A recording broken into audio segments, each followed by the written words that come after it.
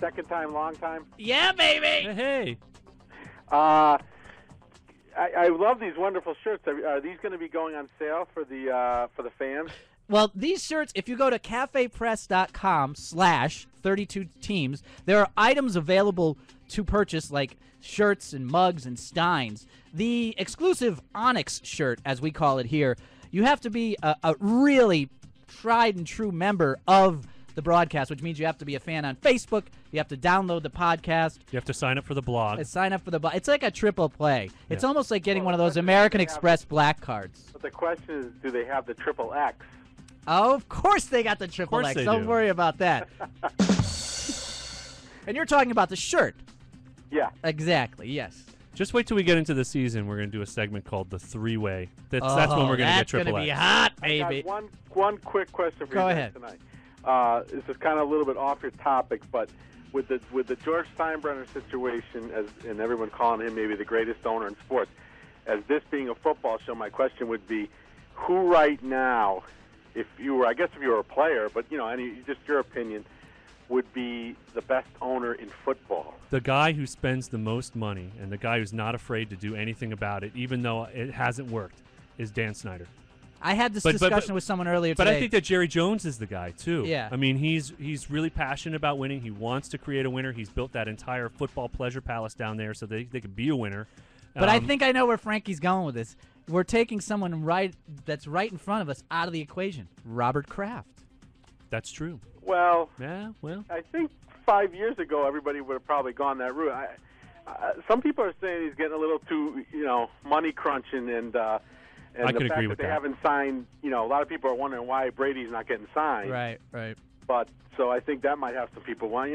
It's just a question to throw out there. I mean, I thought it was a good question to ask on a day with the Steinbrenner situation. I think that every team that you root for should have an owner like George Steinbrenner. That's the one thing. I mean, I'm not a big Yankee fan. I'm quite the opposite, actually.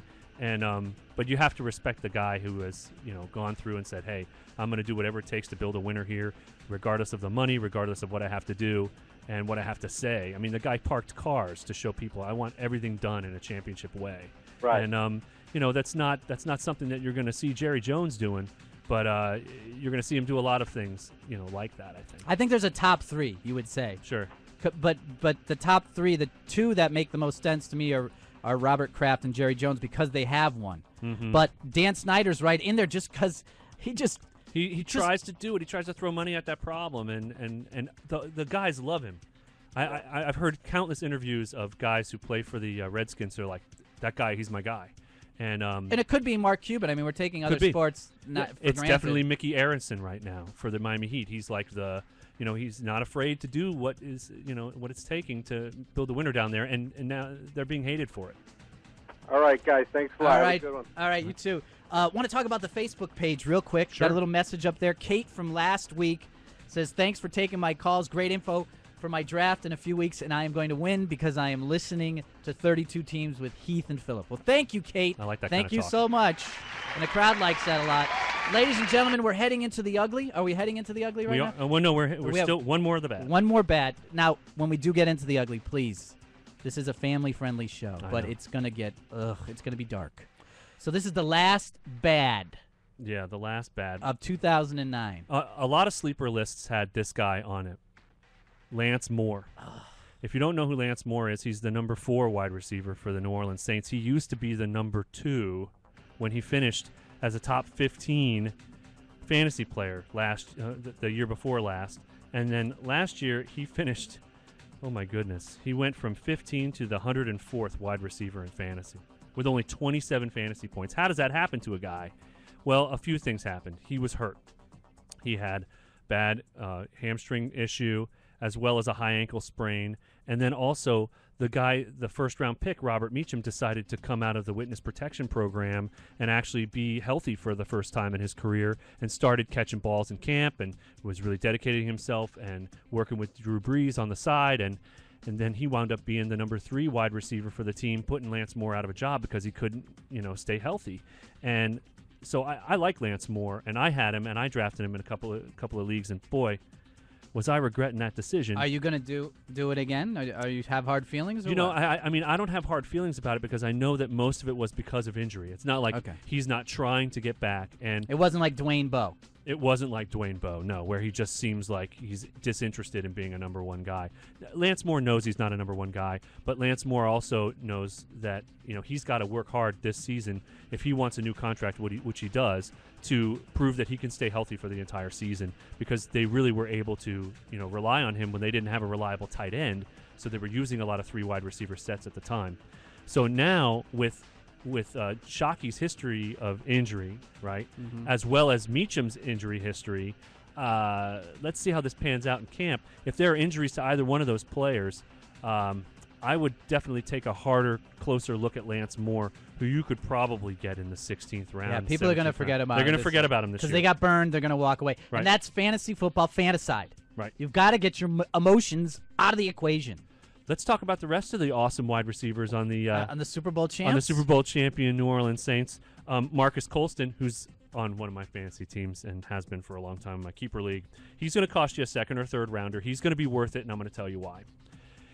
He is a steady Eddie kind of guy. You could plug him into your lineup every week, and he's going to produce for you. The Saints have been very good about disseminating injury report stuff, and you know when he's not going to play. If he's not going to play, you're going to know by Thursday or Friday of that week, and because there's no question about it. I've rarely had a difficult time. It's not like the Patriots. It isn't like the Patriots or the Broncos, and now you can add the Washington Redskins to that list because Shanahan also plays that game.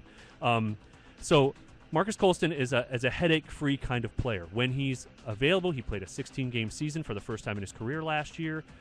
He's got a Super Bowl ring now. You could plug him in for 1,000 yards, 8 to 10 touchdowns. He's easily the most talented wide receiver on the roster. He just doesn't have the ceiling that some of these other big number one wide receivers do. Because the team is good, and they have a lot of wide receiver options, and he likes to spread the ball around Drew Brees. And he came from a college that, it was Hofstra. like... They don't even have a football program anymore. No, the Flying Dutchman. That used to be their done. name.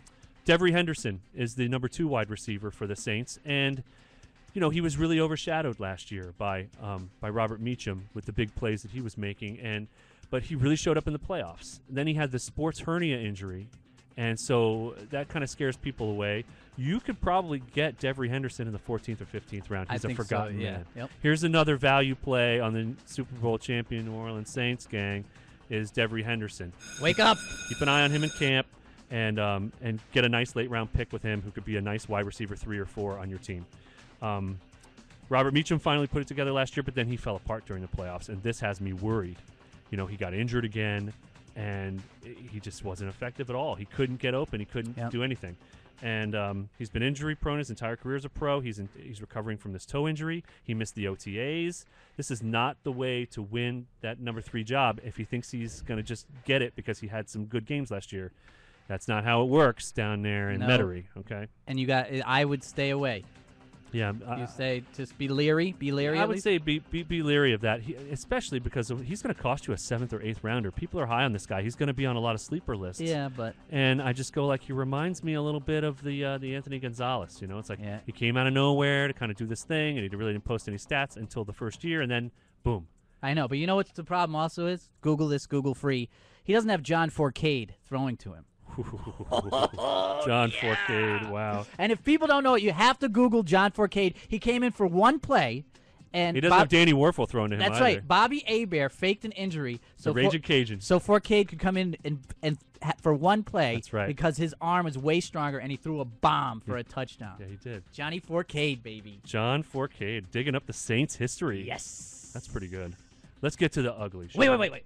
Before we get to the ugly. Oh. I want to just talk real quickly about what you need to do here.